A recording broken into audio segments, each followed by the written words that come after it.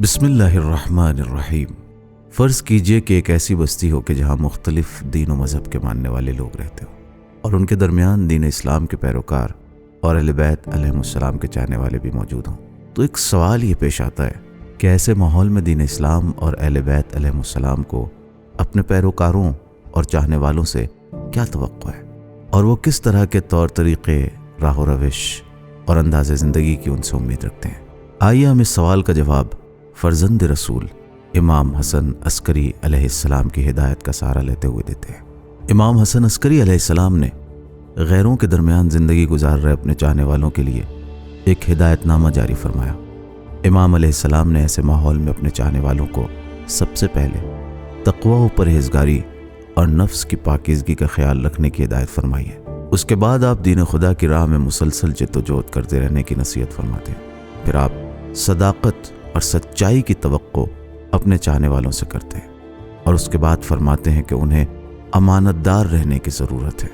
اور امانت داری بھی ایسی کہ امانت سپرد کرنے والا اچھا ہو یا برا، اس کی امانت صحیح سالم واپس لوٹا دی جائے۔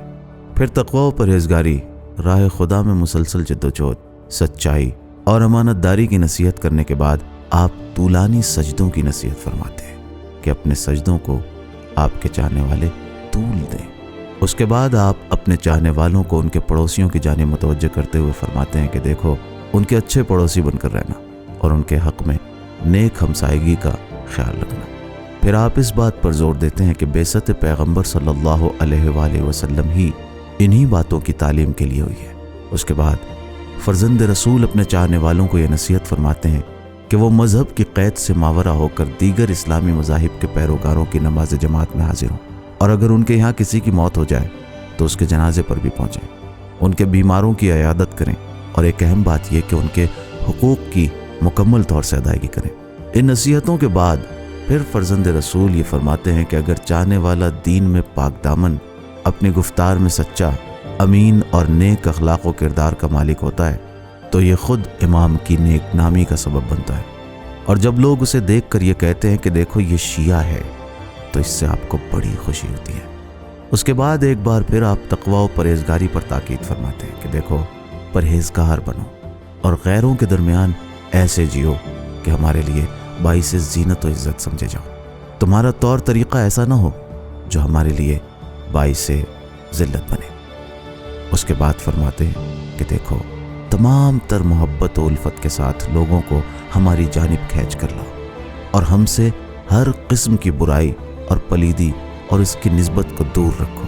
کیونکہ ہمارے سلسلے میں جو بھی فضیلت نقل کی جاتی ہے ہم اس کے اہل ہیں، اور ہر برائی سے ہم بیزار ہیں، دور ہیں۔ پھر اپنی نصیحت کے اختتام پر فرزند رسول اپنے چاہنے والوں کو زیادہ سے زیادہ ذکر خدا کرنے، موت کو یاد رکھنے، تلاوت قرآن کرنے، نبی کریم صلی اللہ علیہ وآلہ وسلم پر صلوات بھیجنے